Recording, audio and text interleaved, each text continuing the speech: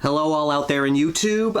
If you've read the post that I made on my YouTube channel, this video was supposed to be my review for the 1979 vampire movie Thirst. However, I'm putting that on hold because I wanted to do a dedication to Stuart Gordon. Stuart Gordon passed away on March 24th, and he was one of the most underrated horror directors out there. He deserved to be up there with the likes of Wes Craven, John Carpenter, and George Romero. You could probably put David Cronenberg and Tobe Hooper up there as well. But he was never recognized with them. Horror fans knew who he was, but he never seemed to be held up there with the greats. I would put him along the same lines as Frank Henenlotter and Larry Cohen for underrated horror directors. And whenever anybody talked about Stuart Gordon, they pretty much knew him for Re-Animator, which is a fantastic film. Horror fans, of course, they probably knew about From Beyond as well, but people never really talked about his movies that much, his other films that much. They mostly talked about Re-Animator, which, again, is great. But there are other films that he did that don't really get talked about as much. And of course, he didn't just have a connection to the horror genre. He made some sci-fi movies, some thrillers. He wrote the story, not the script, but he wrote the story for the Disney film Honey, I Shrunk the Kids. And he was an executive producer on the sequel Honey, I Blew Up the Kid. But we're going to focus on horror for now in this video. So I thought, in honor of Stuart Gordon, why not talk about my 5 favorite horror movies by Stuart Gordon? So this is technically going to be a ranking video. I'm going to start at 5 and work my way to 1. But this video isn't really meant to rank his videos. I know I'm doing that here, but it's more of a way to celebrate his films, because it's a real shame whenever you lose a horror director, any kind of director. You can't really talk about Stuart Gordon without talking about H.P. Lovecraft, because Stuart Gordon was mostly known for adapting H.P. Lovecraft stories. Now, H.P. Lovecraft was one of the most influential horror authors, one of the most influential horror writers out there. He was the man who pretty much created cosmic horror. For those of you who are unfamiliar with H.P. Lovecraft, I'm sure many of you are, but for those of you who are unfamiliar with him, he liked writing about cosmic horror. He created the Cthulhu mythos. You've probably heard of Cthulhu, that big squid monster with wings.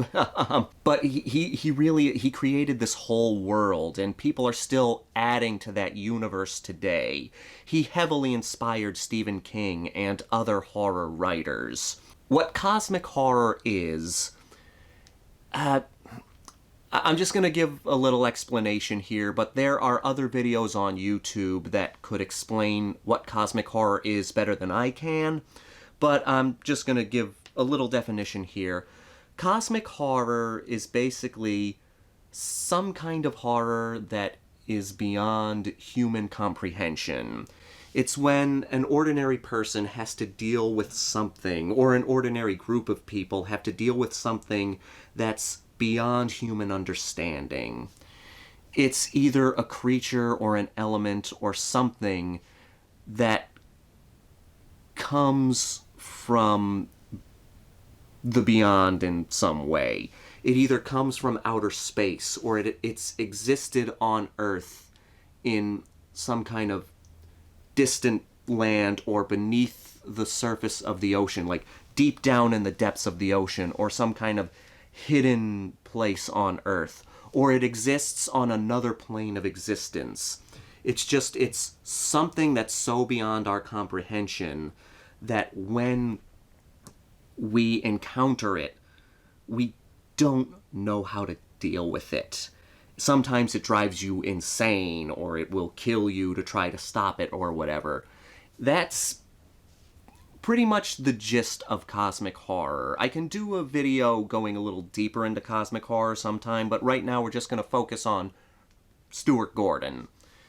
Stuart Gordon adapted quite a few H.P. Lovecraft stories, and you're going to see them in this video here. Ironically, the first movie I'm going to talk about is not an adaptation of H.P. Lovecraft. It's the movie Dolls. Like I said, this is not an adaptation of an H.P. Lovecraft story. It's your basic killer doll movie. It's a lot more simple than other movies in Stuart Gordon's filmography. It's just your basic killer doll movie. A group of people get trapped at a mansion during a big storm, and they meet these two magical toy makers and their haunted collection of dolls.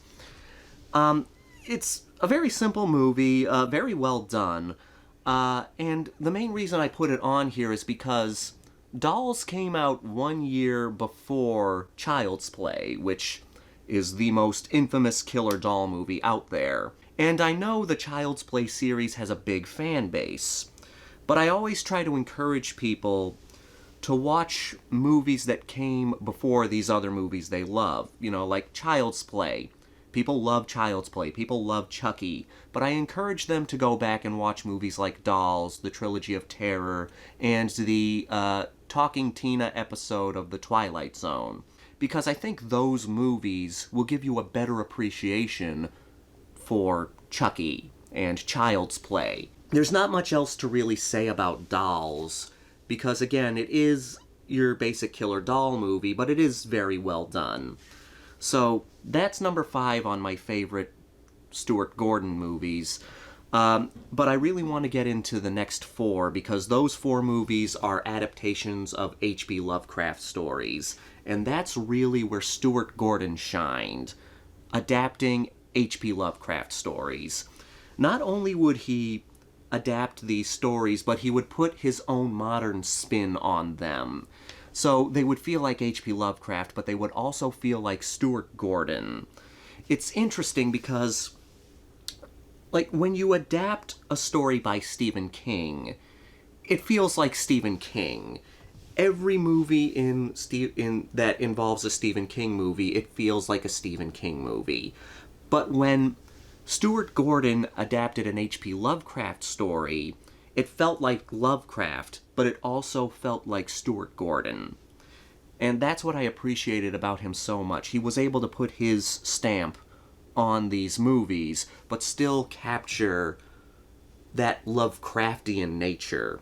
So, the next movie we're going to talk about is a very underappreciated Stuart Gordon movie, and that's Dagon.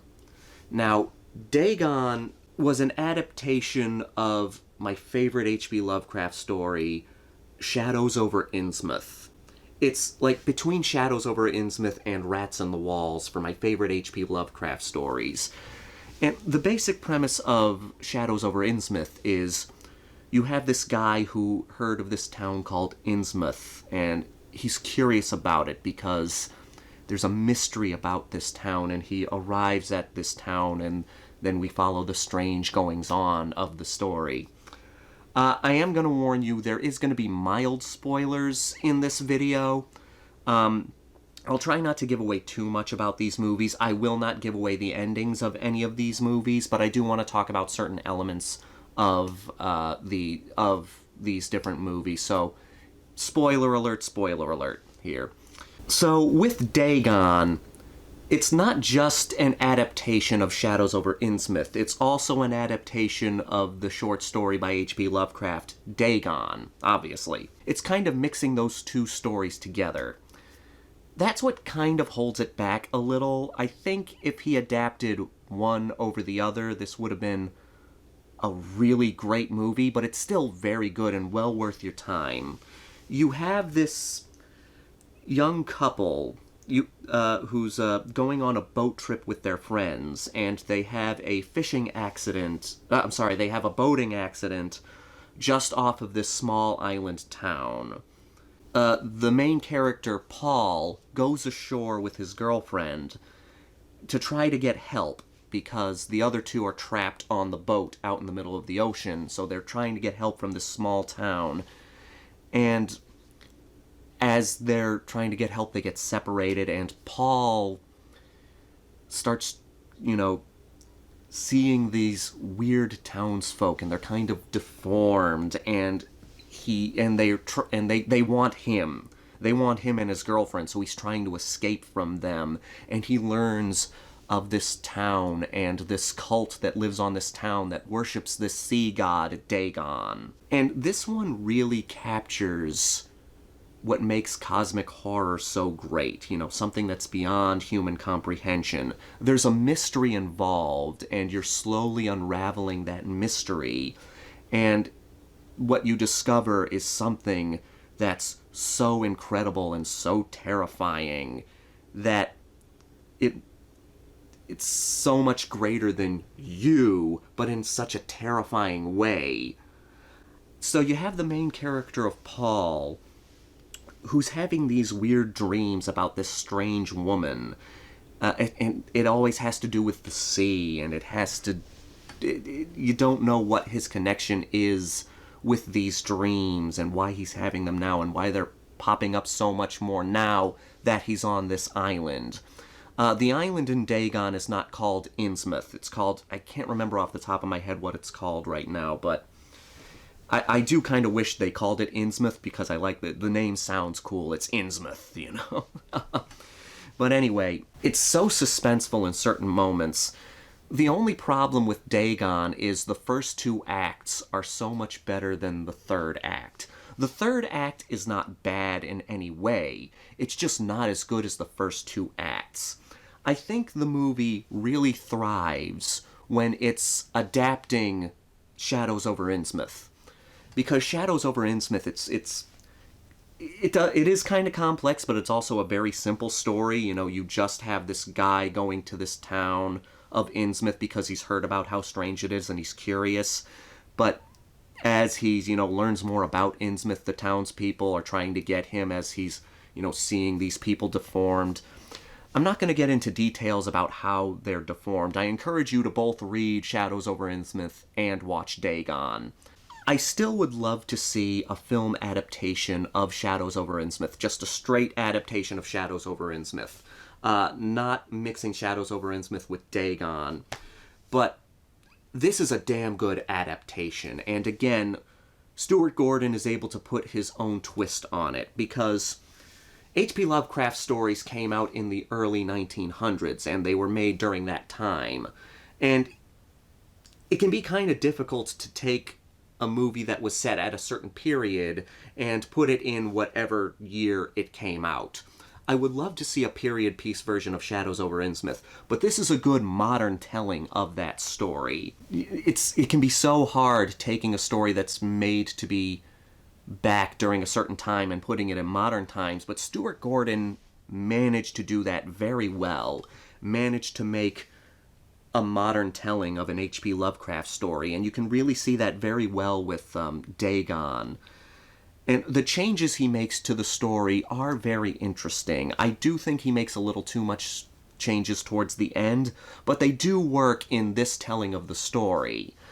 Paul is a very, very good main character because, he has these dreams, and you can tell he has some kind of connection to this town, but you don't know what it is. The way the story goes, especially in the third act, you can tell that it needed a little more money in certain points.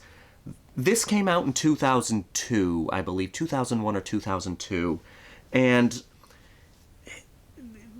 there are moments where Stuart Gordon had to use CGI to tell the story how it needed to turn out. And the CGI doesn't look that good. And here's where we're going to have a slight spoiler alert. When you finally see Dagon. Yes, Dagon does make an appearance in this movie, the sea god that all these people worship. And, that's kind of what you need. You need to have the creature reveal in this movie. When you hear about some kind of creature that has been built up in this movie, you do eventually need to see the creature, or else you're going to feel kind of cheated. So you do eventually see Dagon, and it's kind of a letdown when he's finally revealed. He's only on screen for like 10 seconds, and it's really bad CGI. It looks like a cartoon. The design could have worked if the effects were done a little better, because you can see what they were trying to do. And that's why the third act kind of goes down a notch, because what Stuart Gordon was trying to do required some better effects, but he didn't really have the money for this movie to do that. I try not to fault movies for having a lower budget than other movies, and these bad effects don't ruin the movie, it just makes the third act a little bit of a letdown. But what saves the third act in Dagon is the ending. It's an ending that... The reason it works is because you can't really tell if it's a happy ending or a tragic ending. There is some tragedy involved in the ending,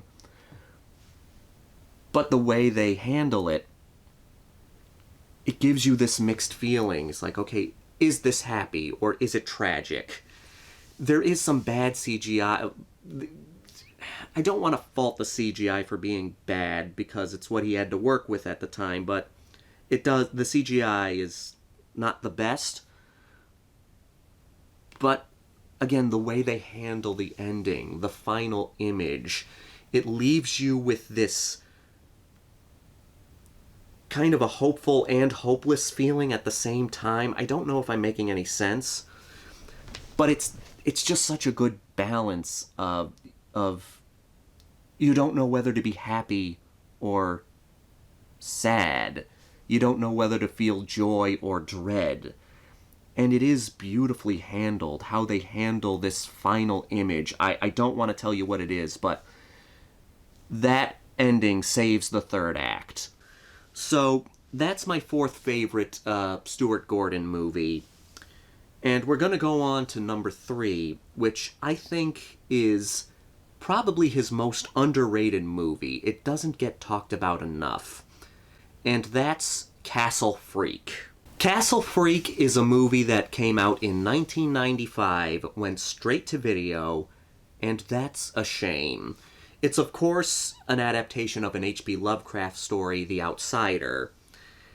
But this movie is so good, and it's another movie that's more on the simpler side, as opposed to, other H.P. Lovecraft stories.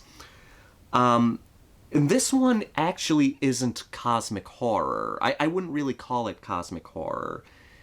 It fits more along the lines of kind of a slasher movie, and in many ways, it kind of feels like an Italian horror movie. Well, that makes sense because it takes place in an Italian castle. So the story basically is you have this family, the Riley family, moving into this castle. The reason they're moving in is because the father, played by Jeffrey Combs, his name is John Riley, inherited the castle from his, I think it was like, unknown relative who was a duchess. And so Jeffrey Combs and his family go to this castle because their intent is to sell the castle, sell all the assets in the castle, make some money off of it, because their family's not doing good financially. But unbeknownst to them, the Duchess had a son, and she kept this son imprisoned in this castle, like in the catacombs of this castle. And his name's Giorgio, and he was mistreated his whole life, and because of his lack of sunlight and the fact that he was constantly beaten by his mother, he's this kind of deformed thing. I don't want to say thing, but this deformed person, and he's the castle freak. And after Jeffrey Combs or John Riley and his family come into this castle, Giorgio escapes and starts, exploring the castle, and really creepy shit happens. It's so good and so underrated.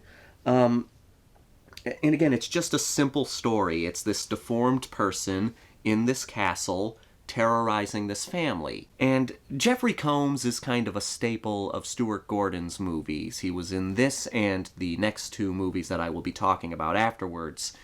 But what I love about Castle Freak, before we get to the freak himself, Jeffrey Combs is usually known for playing these quirky, eccentric characters.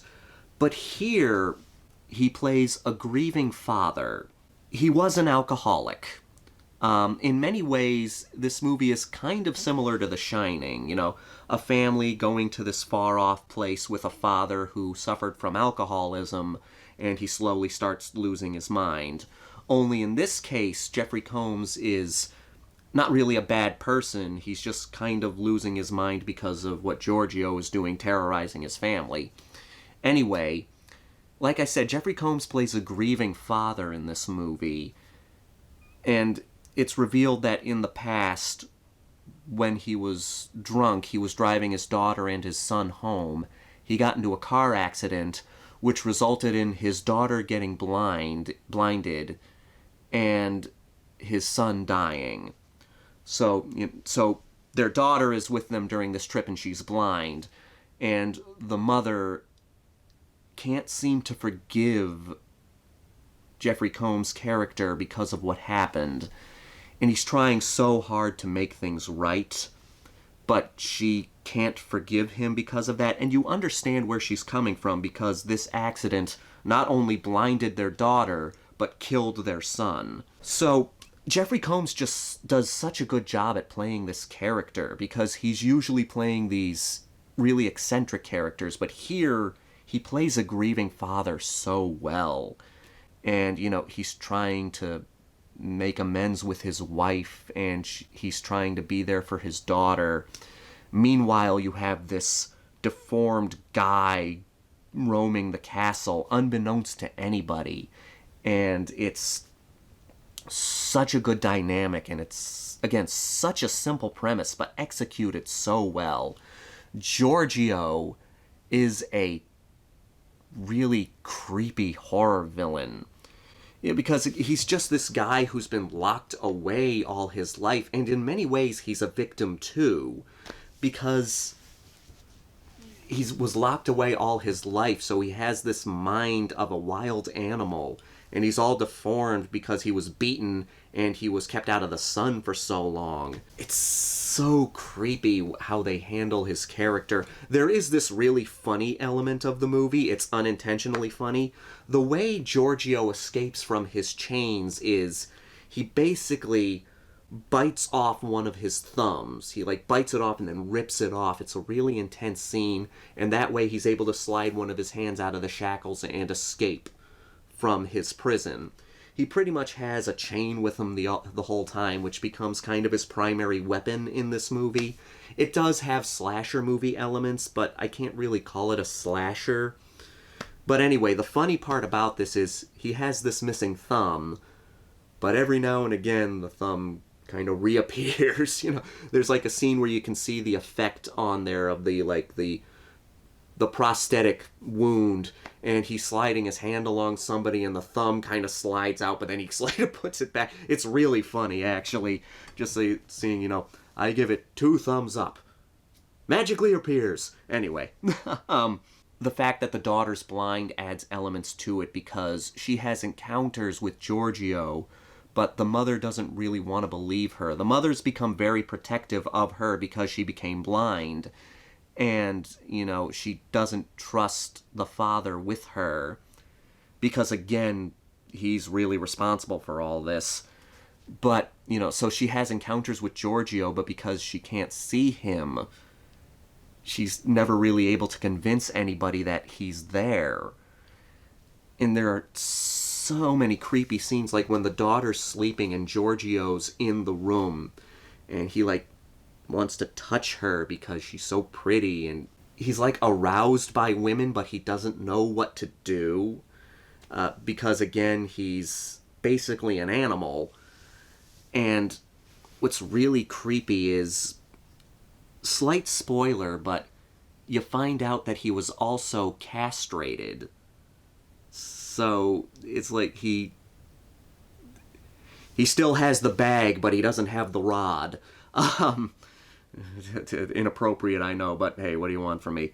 I'm a very inappropriate person. But anyway, so he gets sexually aroused, but he also gets frustrated because he can't do anything. It's such a creepy element to this character, because there are times when he sees people having sex and he gets, excited, and then there's a scene, I don't want to give too much away, but he encounters this woman and he tries to be intimate with her, but he can't, and he doesn't really know how, and he eventually gets into a fit of rage and it doesn't end well. I'm not going to go into too much details about it because I highly recommend you watch the movie. You can stream this one on Amazon. So creepy. There's good gore in this movie too, and there's a few of those scenes in there involving Giorgio. It's so good and so underrated. So now we're moving to the top two, and these movies are probably his most well-known, probably Stuart Gordon's most well-known movies. And you probably already know what number one is going to be, but we're going to get to number two, and that's From Beyond. Another H.P. Lovecraft adaptation. And From Beyond, such a unique horror movie.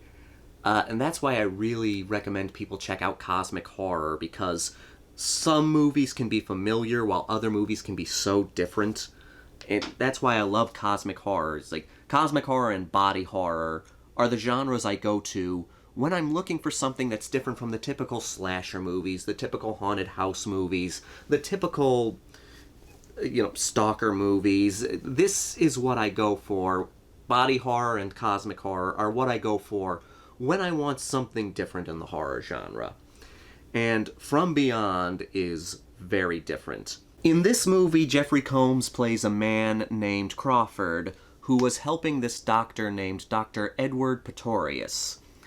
What's interesting here is Dr. Pretorius was also the name of the evil doctor in Bride of Frankenstein.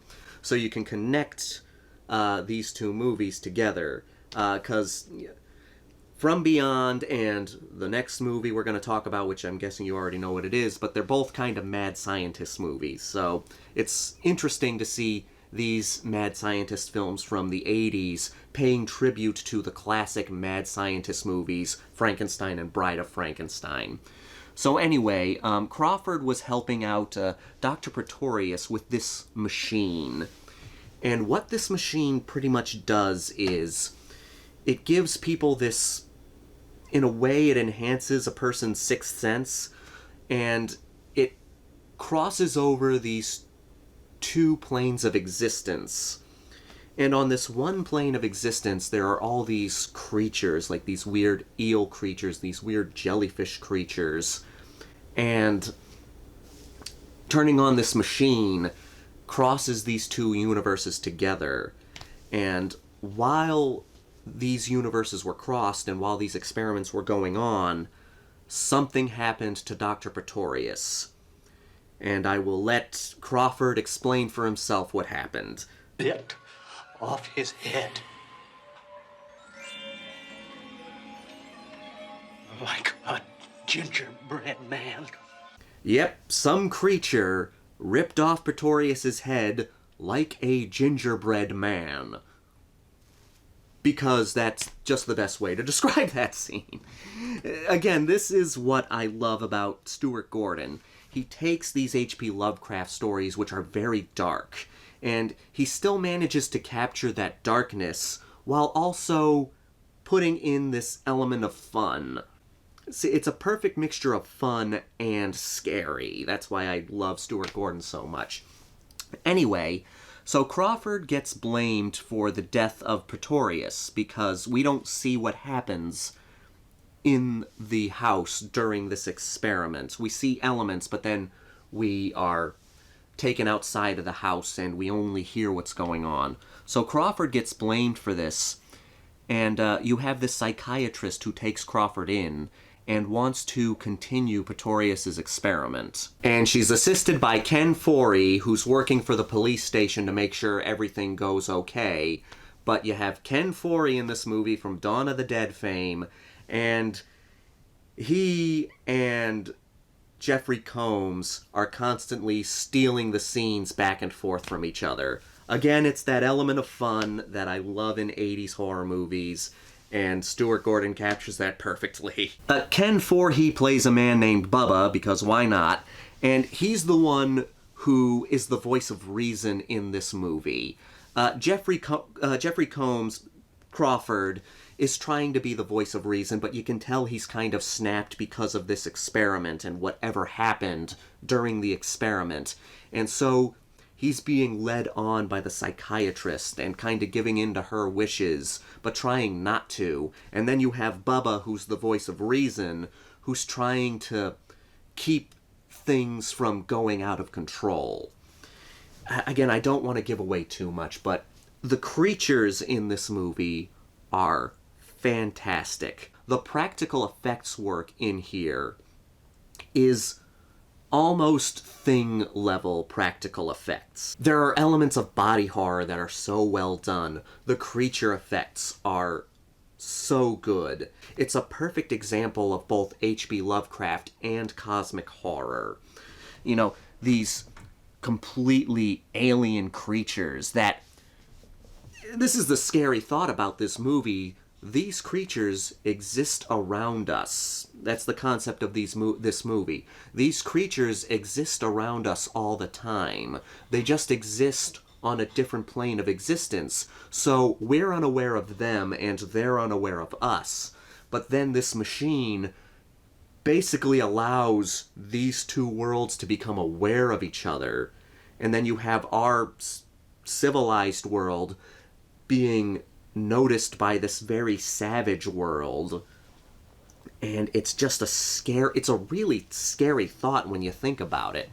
But what's also interesting is not only does this machine enhance your sixth sense so that these two worlds can become aware of each other, it also makes people horny. It increases your sex drive. And that, you don't know why, but it's an interesting element because it allows the people to be distracted from the danger that this machine can create. And this machine also causes changes in people, and that's where the body horror comes into play. The third act has so many good, gory moments. This is one I don't want to spoil for you. I know some of you have seen From Beyond, but if you have not seen From Beyond, you're doing yourself a disservice. I mean, as much as I love Re-Animator, which we're going to talk about next, there's no point in hiding it, but as much as I love Re-Animator, because Re-Animator is fantastic, I think it's sad that it overshadows From Beyond, because From Beyond is so good, too. From Beyond and Re-Animator would make a perfect double feature. Because as much as I loved Castle Freak for being its own story, you do feel like From Beyond and Re-Animator take place in the same universe. Highly recommend From Beyond. It has the perfect amount of gore, practical effects, tension, and fun. It's such a great mix. But, you know, that's my second favorite Stuart Gordon movie, and we might as well move on to number one, which you all knew was coming, Re-Animator. I was debating on, when I decided to do a tribute to Stuart Gordon, I was debating on just reviewing Re-Animator. I had reviewed Re-Animator on my old channel, and I thought I could just do it again.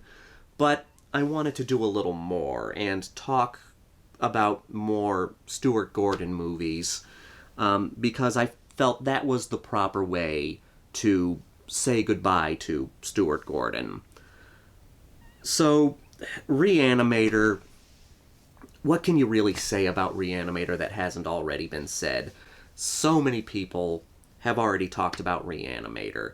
There is a reason why it's Stuart Gordon's most popular movie.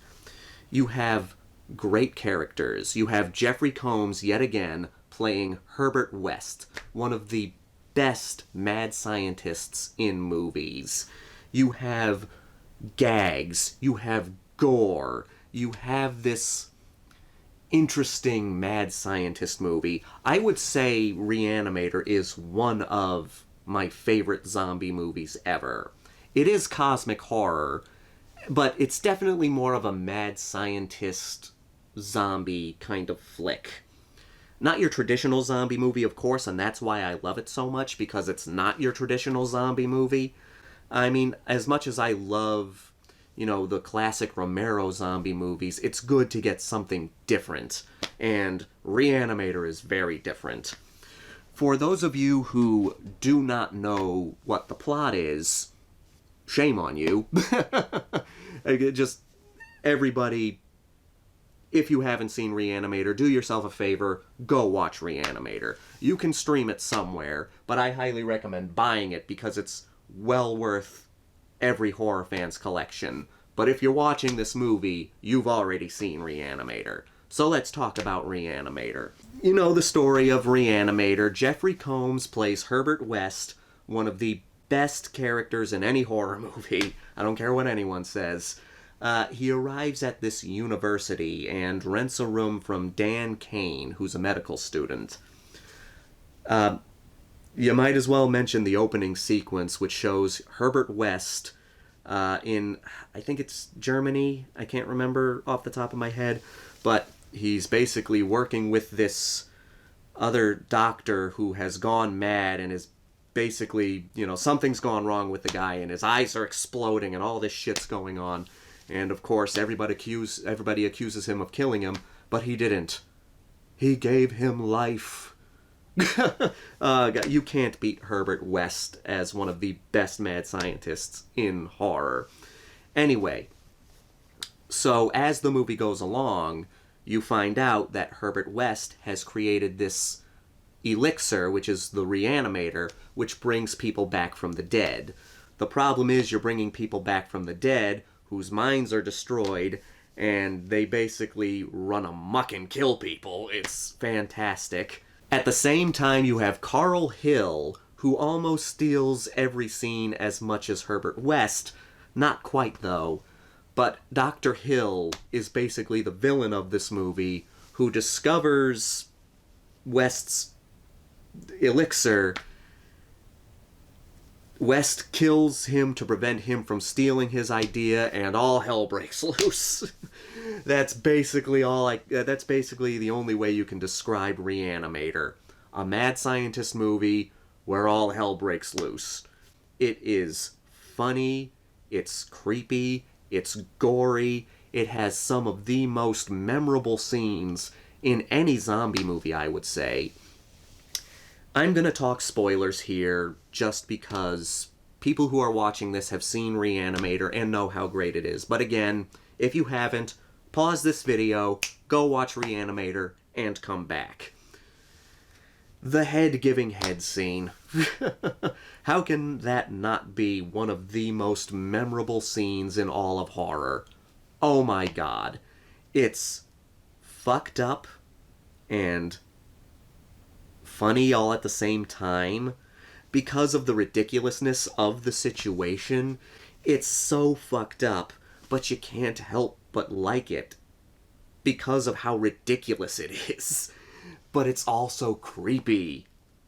It's ridiculously creepy, if that makes any sense. Oh my god. The fact that Dr. Hill becomes the main villain of this movie and he's just a severed head is just fantastic. I mean, the gore alone is so good. This movie, like I said, it's the perfect mix of gore, fun, and atmosphere. I mean, it's, because, you got Zombie and Dawn of the Dead as my favorite zombie movies, but Re-Animator's number 3. I don't care what anyone says. It's a zombie movie, and it's one of the best. Oh, God. The third act is so grimy, gory, and amazing. When Dr. Hill somehow gets some kind of psychic connection with, the zombies and brings them all back to life, and he can control them. The severed head controlling all these living corpses. It's just such a ridiculous and fun idea. I cannot praise Re-Animator enough. Again, I do think it's disappointing that people talk about Re-Animator and tend to, forget about Stuart Gordon's other movies. But Re-Animator, that movie is enough to make Stuart Gordon a horror master. That's why I put him up there with John Carpenter, Wes Craven, and George Romero. Because just Re-Animator is just so different from so many other movies. It's fantastic. Oh my god. I could go on and on about Re-Animator. I could. But I should probably stop now because this video's already gone on for too long. But I think, just going home and watching Re-Animator is the perfect send-off for Stuart Gordon. Re-Animator is one of the best horror movies of the 80s. And even though it's a cult classic, I still don't think it gets the respect it deserves. And I'm going to stop now because I could go on for hours. But I hope you enjoyed this little tribute to Stuart Gordon by talking about some of his movies. I do apologize for this video being kind of rambly, because I found out about Stuart Gordon's death a couple of days ago, so I decided to work on this kind of last minute. But I wanted to get this video out in tribute of Stuart Gordon because he is one of the most underrated horror directors out there, and it's sad that we lost him. I wish he could have at least made one more horror movie before he went, especially if it was an adaptation of an H.P. Lovecraft movie, because Stuart Gordon is the master at adapting H.P. Lovecraft. So I want to take this opportunity to raise a glass to Stuart Gordon, and if you would like to, please pause this video and get a glass so you can join me. We're gonna miss you, Stuart. Your movies were so unique from other horror movies. You made not only one of the most fun horror movies in Re-Animator, but you made Castle Freak, which is so underappreciated. You made From Beyond, which is so different from other horror movies. And to me, you deserve to be up there with the greats. Rest in peace, Stuart Gordon. So that's where we're going to end this video. I do apologize for it being kind of all over the place, but I'm not going to do my usual ending. All I'm going to do is ask you to leave a comment down below saying your favorite Stuart Gordon movie. It's probably going to be Re-Animator, but if it is, just say how much you love it. And just give some love to Stuart Gordon down below. And until next time, this is the Maniac saying, rest in peace, Stuart Gordon.